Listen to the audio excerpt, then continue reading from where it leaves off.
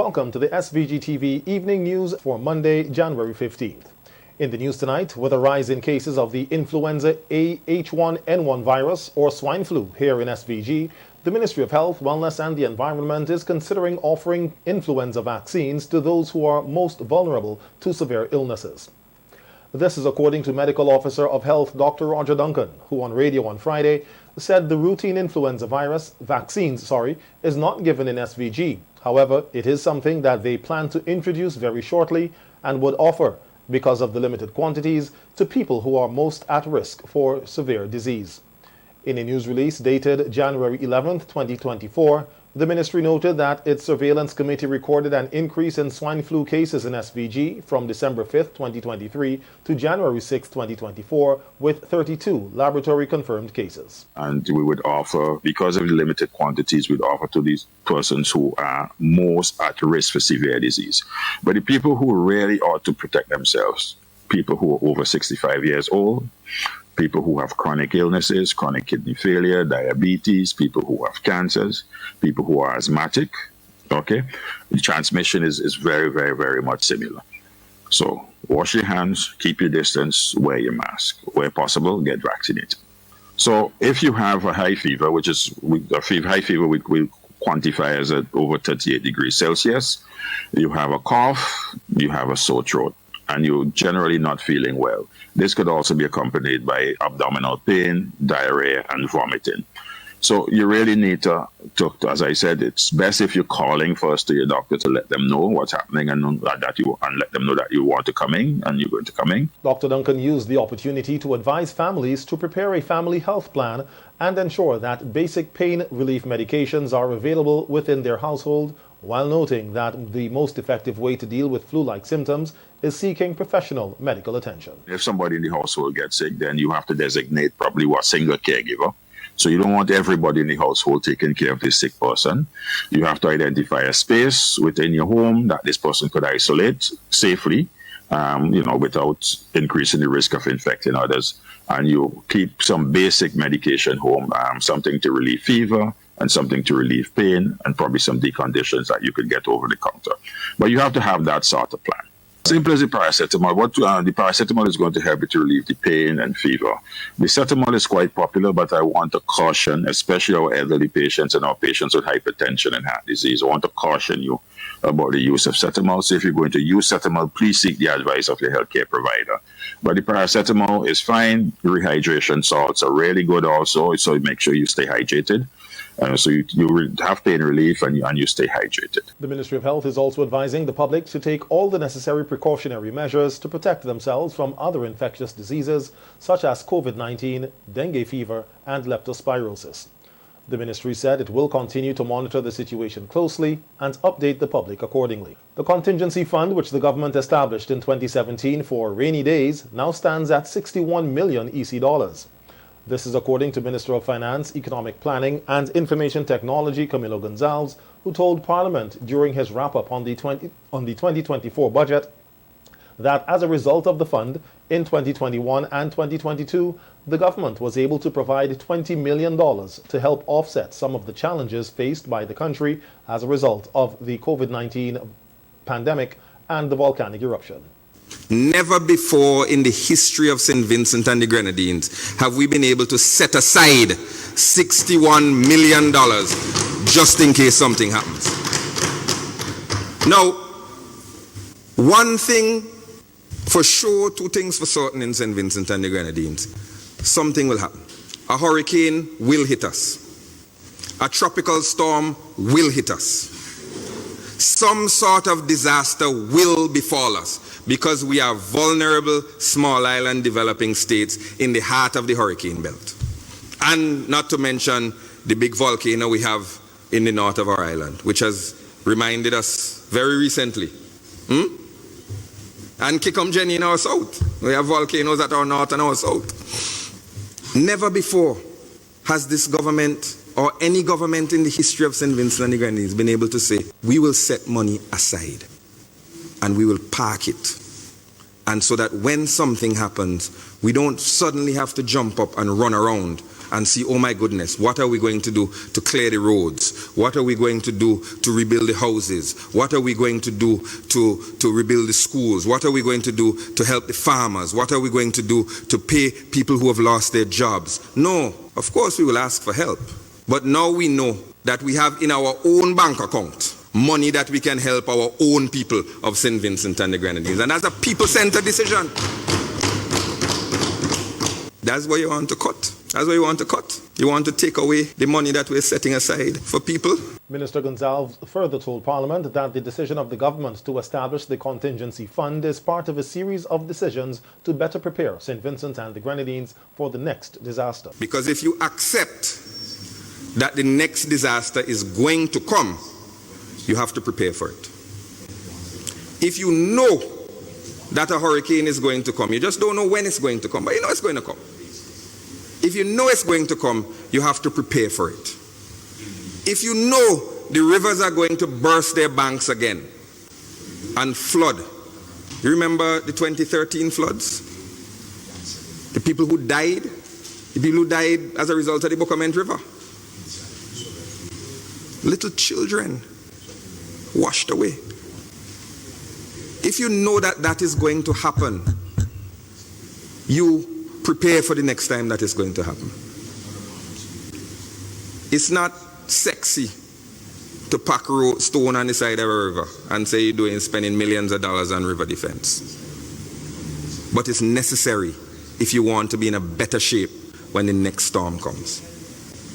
So this budget builds bridges and roads that are climate resilient, and is building a port that is climate resilient, because we want to know not only that we have enough money to pay for damages after the storm comes, but that we have built things well enough that when the storm comes, they don't fall down. So we invest more money in planning, in designing, and in building climate resilient infrastructure. And that is in budget 2024. Noting that last year they budgeted about $470 million for infrastructure, Minister Gonzalez said this year they have budgeted $570 million, with much of the infrastructure built last year being climate-resistant infrastructure. The hospital that we're building at Arnesville, on the tarmac, close to $100 million for that hospital. It's going to have 134 beds. It's going to deal with advanced medical care in St. Vincent and the Grenadines. For all of its health care importance, it is also a climate resilience response. And but that hospital itself is also a climate resilience response, because our Milton Cato Memorial Hospital is very, very vulnerable to the vagaries of climate change. Forget the fact that it is 200 years old and needs to be updated, upgraded. There have been times in floods in St. Vincent and the Grenadines where you've lost 100 beds in that hospital because of flooding, where they have to put people in the hallway in their beds because the wards are flooded. The hospital is not climate resilience, and no blame on who built it. When they built it 200 years ago, climate change wasn't a talk. Climate change was nothing. The drains under the hospital run at right angles. There's a fella named Crab that we have to send in there sometimes to clear out those drains. He's the only man who could get down in there to clear some of the right angles on these drains. The new acute care hospital, in addition to being advanced and modern and offering services that have never been offered before in St. Vincent and the Grenadines, is going to be a climate smart and climate resilient hospital, so that when the disasters happen, as we know they will, you're not going to say, I wonder if the hospital was badly affected by the storm or the hurricane or the flood. No, we will know that the people who are injured can be taken to the hospital because we've designed it in a way to be resilient to the challenges of climate change. 87 teachers on mainland St. Vincent will participate in an earthquake and tsunami training workshop to take place tomorrow and Wednesday. A news release from the National Emergency Management Organization, NEMO, says the training workshop will be conducted in collaboration with the University of the West Indies Seismic Research Center and the Ministry of Education. The workshop forms part of NEMO's Geological Hazard Public Education and Awareness Program, which will run from January to April, with a focus on earthquakes from January to February. NEMO said the main objective of the workshop is to provide training for teachers in the area of tsunami and earthquake science, preparedness, and the necessary resources needed for them to present this information to their students.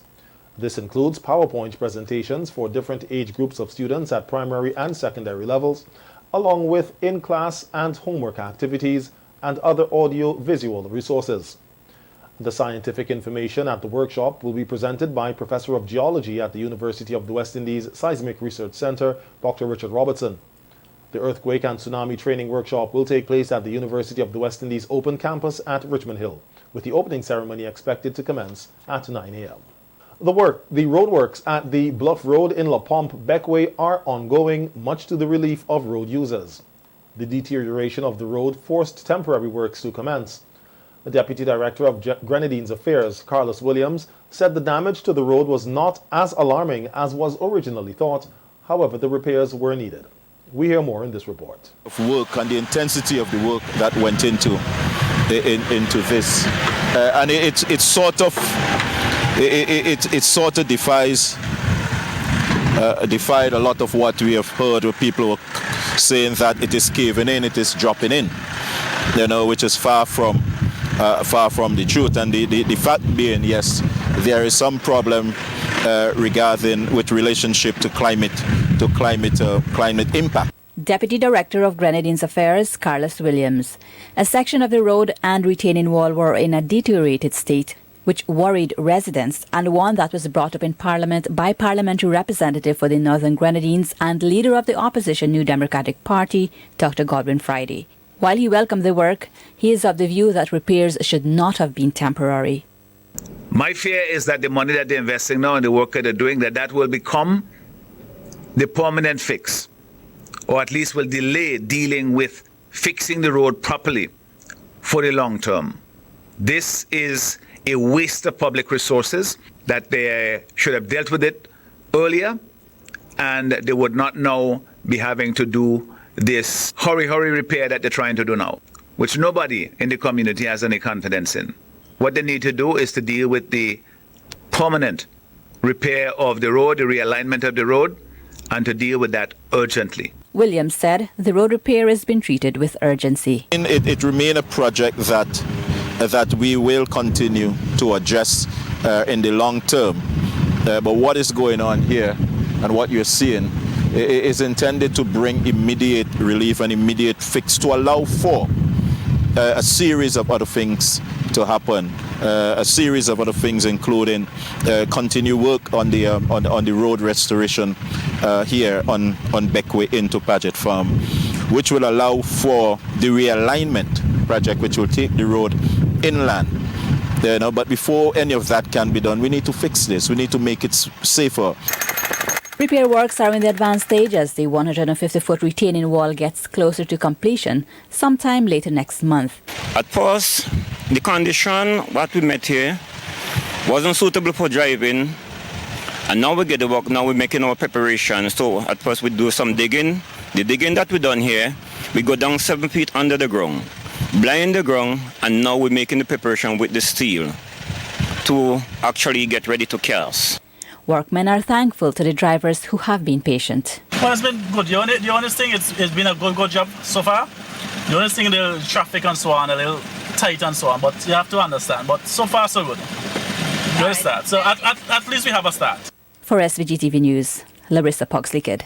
The government and people of St. Vincent and the Grenadines have extended congratulations to the Republic of China, Taiwan President-elect William Lai Ching-te and Vice President-elect Hisao B. Kim on their election victory on Saturday. A release from the Office of the Prime Minister says their political party, the Democratic Progressive Party, DPP, was impressive in these elections, saluting all its leaders, members and supporters. The release goes on to say, quote, "We note the highly competitive nature of these elections and deeply appreciate the important roles of the other presidential candidates, Mr. Hu Yu-in of the Kuomintang, KMT, and Mr. Ko Wen-jae of the Taiwan People's Party, TPP, and their respective teams in maintaining Taiwan as a land of democracy and liberty.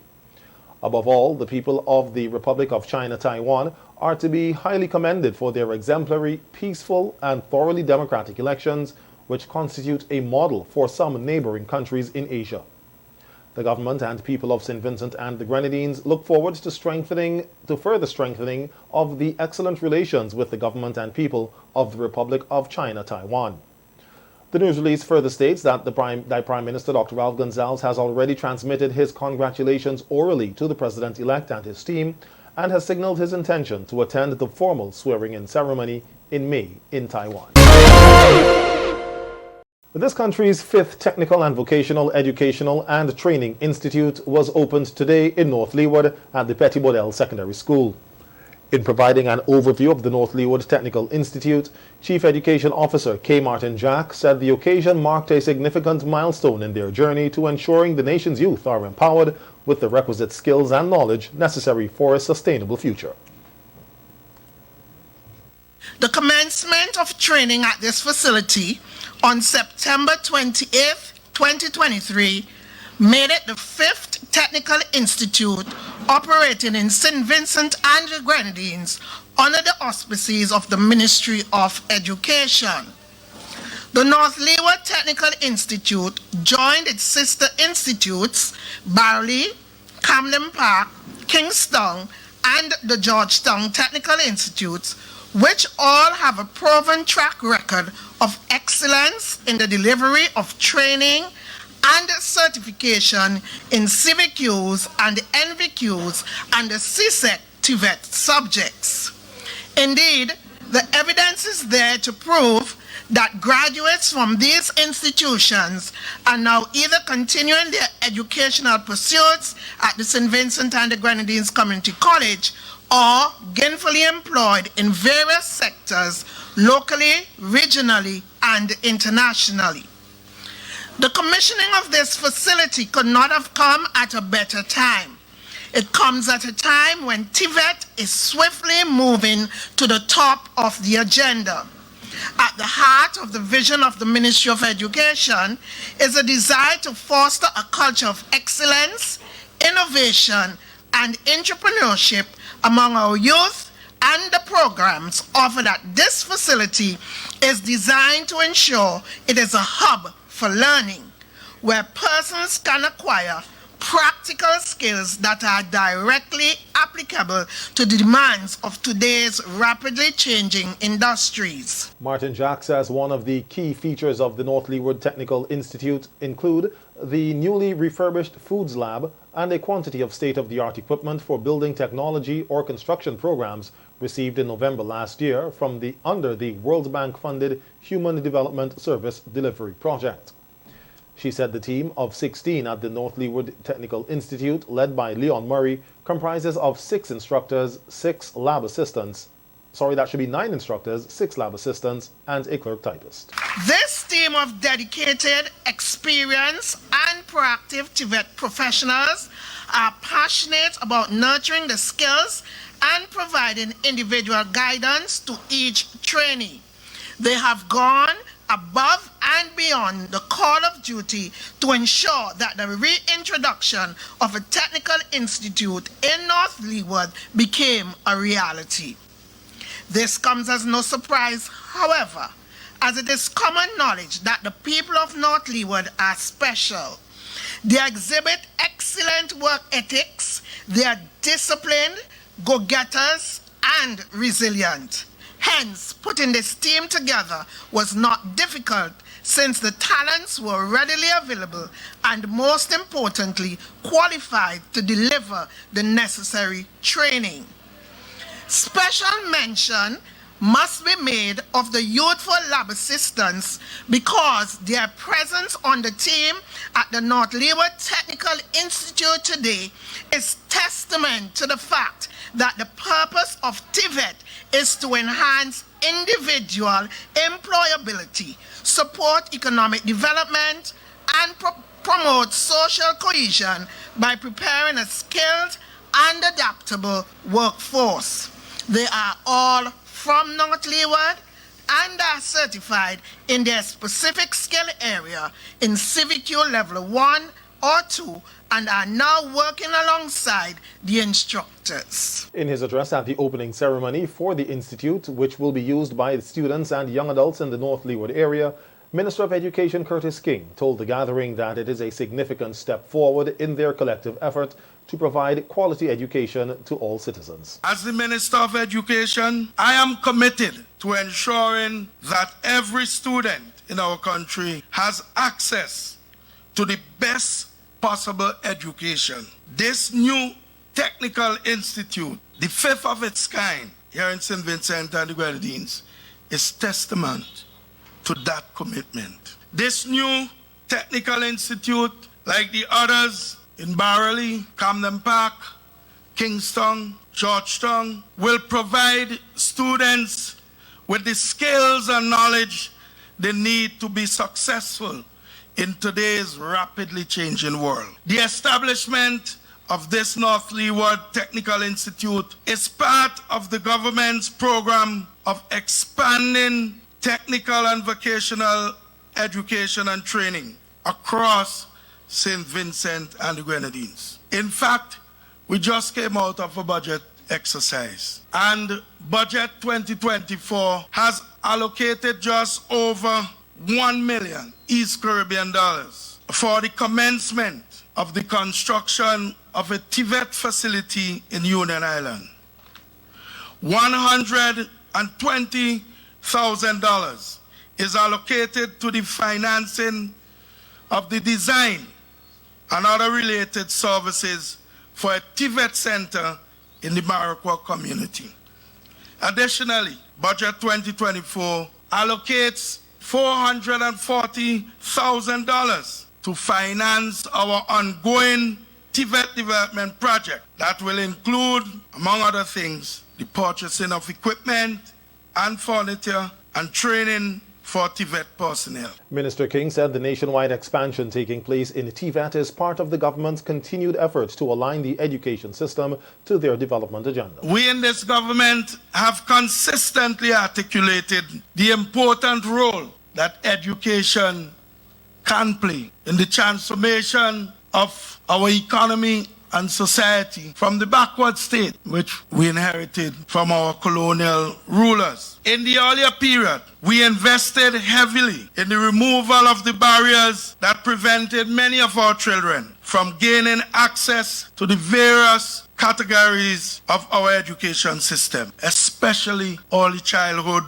secondary, and tertiary education. We invested heavily in the training, appointment, and very importantly, the allocation of teachers and other educators. We invested heavily in the provision of equipment, furniture, and of course, internet-enabling devices. All of these efforts were aimed at removing the inequity and the, if you like, lack of quality in the system as we inherited it. The results of our efforts have been truly remarkable, and we must not lose sight of that. Member of Parliament for the North Leeward constituency, Carlos James, said he is happy to witness the official opening of the North Leeward Technical Institute, noting that the vision behind the institute started many years ago. It started from when the period of the attempted closure of a school in Tromuka to merge secondary institutions here in North Leeward into one, and villagers like myself, then a young boy, decided we are going to protest the closure of institutions, educational institutions in our constituency. Back then I recalled 9 persons were arrested because we as a community, we stood up and said we should not be closing institutions of learning but opening up more. Come forward now a few years, decades after, in my quest to add value and support to this government, a progressive government, and the continued development of our country, I said, I am going to offer myself to the people of North Leeward. And I said, one of the first things we have to do is open more institutions of learning to train our young men and women to focus not just on the macro things, but also the fundamentally important things to our people: education, healthcare, jobs, wealth creation. And just like what the government is doing at a national level, I patterned that development of the constituency in the very same philosophical grounding and concept. Education, the support in terms of infrastructure, in terms of macro development, the financial institutions that you're seeing opening up in Chateaubriand, it's all part of that rural and economic transformation. Minister James said the naming of the institute was carefully considered as it has several elements and represents a broader vision for development and training in the constituency. In Chateaubriand currently, we just retrofitted a building to house an agro-processing facility for training for young persons. On the top floor of that is an annex to this institute. Bartendering courses, training in hospitality is an additional wing to this space that is here. Below this institute and the school, we have earmarked a parcel of land where we will spend over $3 million to construct the Pitibadel Cultural and Artistic Hub, which provides an additional avenue for training for youth and the people of North Leeward. You go over into Trumuka, and we also will spend over $2 million to construct a similar facility, but linking different programs because of the space of the land in Pitibadel, and annexed to that will go in Trumuka, providing training again for young people. In Westwood Methodist, on the ground floor, it's built out to facilitate training in electrical installation. In Spring Village, at the community center, we have retrofitted that to facilitate the opening of a textile and manufacturing training facility to train persons in that particular discipline. All of these projects are intricately linked to the North Leeward Technical Institute. In delivering the feature address at today's official opening ceremony was Prime Minister Dr. Ralph Gonsalves, who also has ministerial responsibility for tertiary education. He noted that TVET is part of the education revolution of his government, which provides a number of opportunities for young people across the country. And we have seen both quantity and quality transformations in the education system over the last 23 years. And we invest a lot of money in education. Indeed, the budget which we have just presented, $204 million are allocated this year to education. $204 million. I want you to wrap your head around those numbers. Approximately $173 million for recurrent spending, that's the ongoing programs, and about $30 million earmarked this year for capital works. It's a big number. It amounts to nearly 13% of the overall budget of $1.6 billion. And the recurrent part of the budget, the ongoing part, to keep everything going. Reading from the 2024 budget presentation, Prime Minister Gonsalves pointed out that it stated that in 2019, the government declared technical and vocational education and training, or TVET, to be the next major phase of the education revolution, in which the government had pledged at the time to deepen the scope and reach of the education revolution through a marked expansion in skills training and technical vocational education. Further reading from the 2024 budget, the Prime Minister quoted the Finance Minister as saying that while the declared focus might have missed some, the impact of that focus has been profound and far-reaching. with Budget 2024 continuing to make TVET more accessible and better suited to bridge the gap between what is taught by educators and what is on demand in the job market. I'm reading, I'm going on.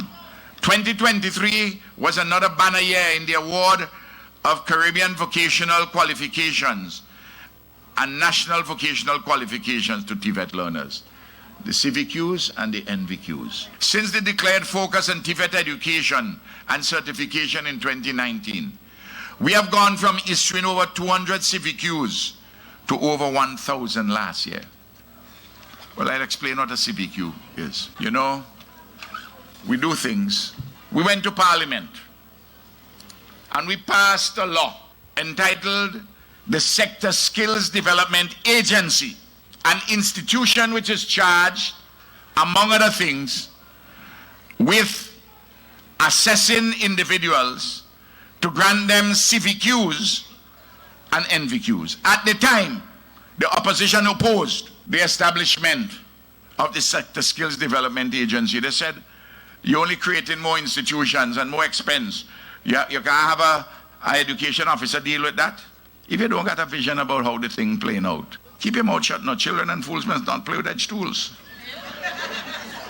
It's an ancient precept which has much application. No, this is a vital institution. You cannot build things, you cannot do things without having an institutional base, a structured, organized base. Otherwise, you're blowing in the wind.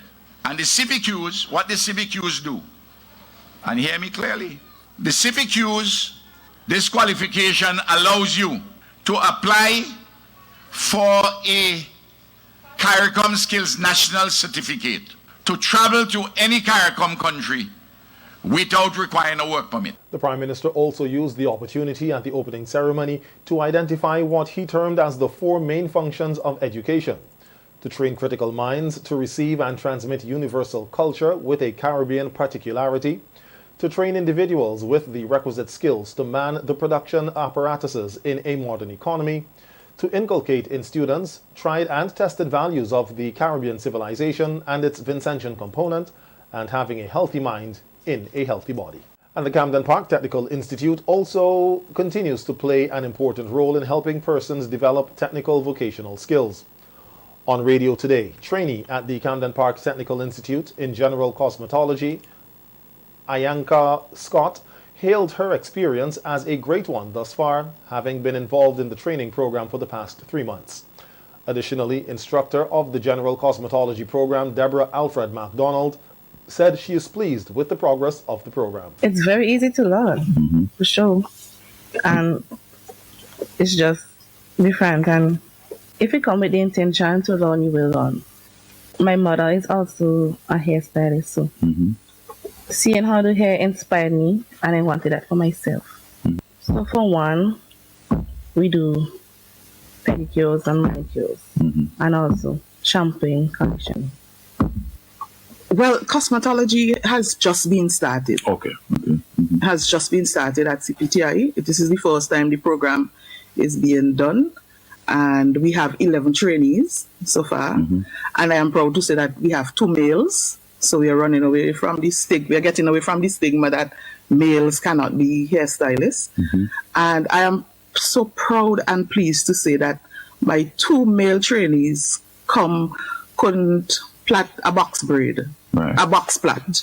I can't either, so. Right. And Johnny, now they are holding down cornrows on point. Alfred MacDonald said her ultimate main goal is to improve the standard of the cosmetology industry in St. Vincent and the Grenadines, while for trainee Scott, the General Cosmetology program has taught her more about better hygiene practices. The disclaimer still stands for the other hairdressers. The standards, Johnny, the standards. Not just to improve, but to maintain these standards so our trainees, our workers can, that they're equipped with the necessary skills and attitudes to go into the workforce and at a professional and international level.